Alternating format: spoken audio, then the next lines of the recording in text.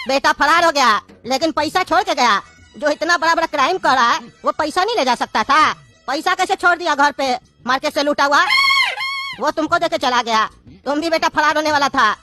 वो तो सही टाइम पे हवलदार तुमको पैसा के साथ पकड़ लिया, तब न तुमको बांस कर दिया।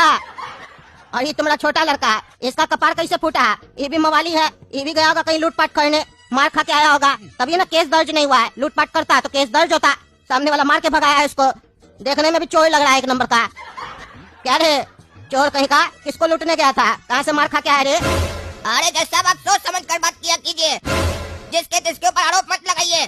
आप हमको देखे क्या कुछ भी करते हुए जो आरोप लगा रहे हैं? सुनी सुनाई बात पर विश्वास कर रहे हैं। आपका माँ बाप आपको सिखाया नहीं, सुनी सुनाई बात पर विश्वास नहीं करना चाहिए। जब तक अपने आँख से न देख लो तब किस बात का आप जज है? जज है तो इसका मतलब कुछ भी बोलिएगा, कुछ भी कीजिएगा। बड़ा बेटा को छोटा बेटा बोलिएगा। आपको पावर मिल गया तो इसका क्या गलत इस्तेमाल कीजिएगा। अपने आप को ईमानदार बताइएगा, बाकी सब बेईमान है क्या? चोर है क्या आपकी तरह? तब तो उस हिसाब से हमारा छोटा भाई गोरा कद्दू भी ठीक है अपनी जगह।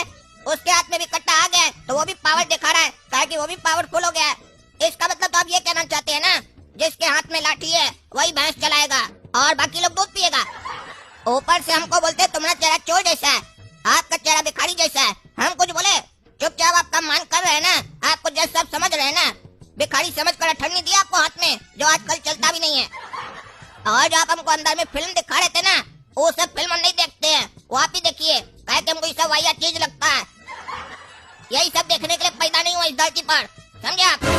और रही बात मेरी चोट की, तो जरूरी नहीं है कि कोई आदमी लूटपाट करने जाएगा तो ही चोट लगेगा।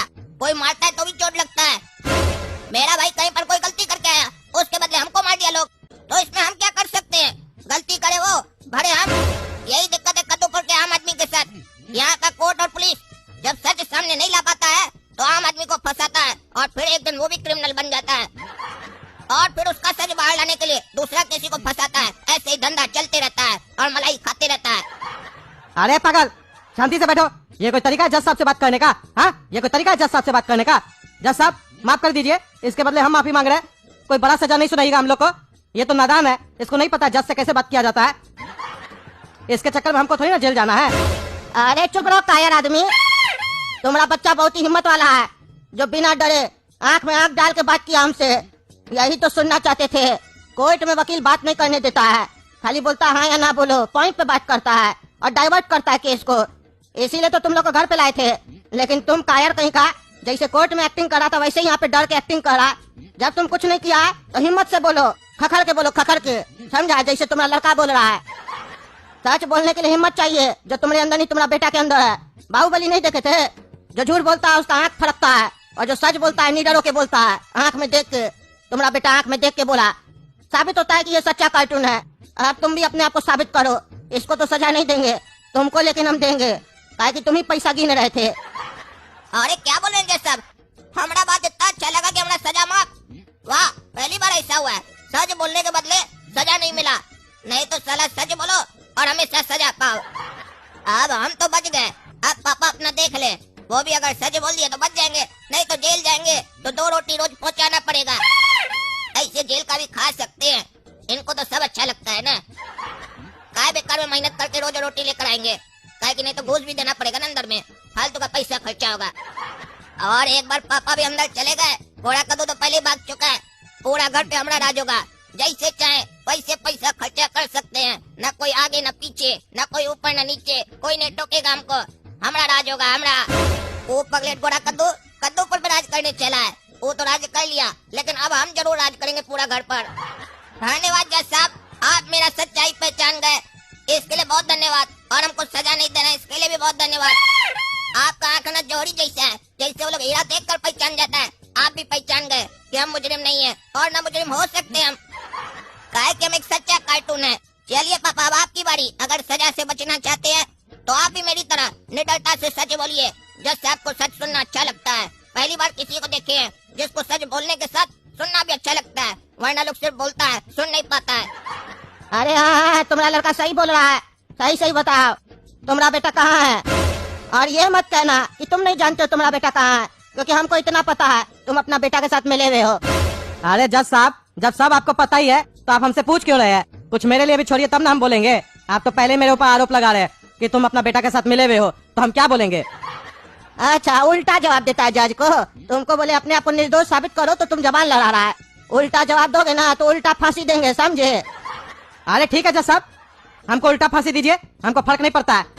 लेकिन अगर हम बच गए तो हमको छोड़ दीजिएगा ना? अरे तुम तो बहुत चालाक है रे। तुम क्या सोच रहा है तुम्हारा टांग में फांसी लगाएंगे? तुमको पहले हम उल्टा टांगेंगे, गला में फंदा डालेंगे और ट्रक में बांध देंगे और ट्रक को बोलेंगे खींचो। समझ रहे हो ना? उसके बाद क्या होगा? फांसी में उतना दर्द नहीं होगा जितना उसमें दर्द होगा। गधा कहीं का, होशियार समझता अपने आप को। हमारा सजा आसान नहीं होता है और सबके समझ में भी नहीं आता है। मूर्ख सब कई बार हाँ हाँ कर देता है जैसे तुम किया, और बाद में पता चलता है वो सजा था क्या। तो बता, उल्टा फांसी चाहिए? अरे नहीं नहीं जज साहब, हमको माफ कर दीजिए, हम कुछ नहीं किए। अरे जब तुम गलती नहीं की हो तो माफी क्यों मांग रहे हो? यही साबित हो रहा है कि तुम गलत की हो। तुम्हारा बेटा देखो माफी नहीं मांगा था, तुम लेकिन माफी मांग रहे हो। गलत करने वाला माफी मांगे ना, जो गलत नहीं किया वो माफी काहे मांग रहा है? तुम जरूर कुछ गलत की हो। तुम कोर्ट में आना, तुम्हारा फैसला हम कोर्ट में करेंगे सबके सामने। तुम चोर लग रहा हमको। तुम बेटा आजादी से घूमो, कोई दिक्कत नहीं होगा। और कोई परेशान करे तो हमारे पास आना, जज साहब तुम्हारे साथ है। जज साहब धन्यवाद हमको बरी करने के लिए। और पापा अब आप अपना देख लीजिए, कोशिश कीजिएगा कि कोर्ट में सच बोले, नहीं बोलेगा तो सजा होगा। तब भी चिंता मत कीजिएगा, आपके पीछे हम घर को अच्छा से संभालेंगे। जब आप आइएगा ना तो देखिएगा आपका घर आपको स्वर्ग लगेगा। और जेल में भी चिंता मत कीजिएगा, रोज आपके लिए पनीर वाला रोटी लेकर आएंगे, बढ़िया से खाइएगा। ज्यादा इसलिए नहीं ला रहे हैं ताकि कि मोटा हो जाइएगा ना, वहाँ कोई काम नहीं कीजिएगा, फालतू बैठे रहिएगा इसीलिए। और ज्यादा खाइएगा तो बार बार बाथरूम जाइएगा, और जेल का बाथरूम कितना गंदा होता है पता है ना आपको। तो चलिए दोस्तों, आज हम हो गए बड़ी, अब पापा अपना देख लेंगे।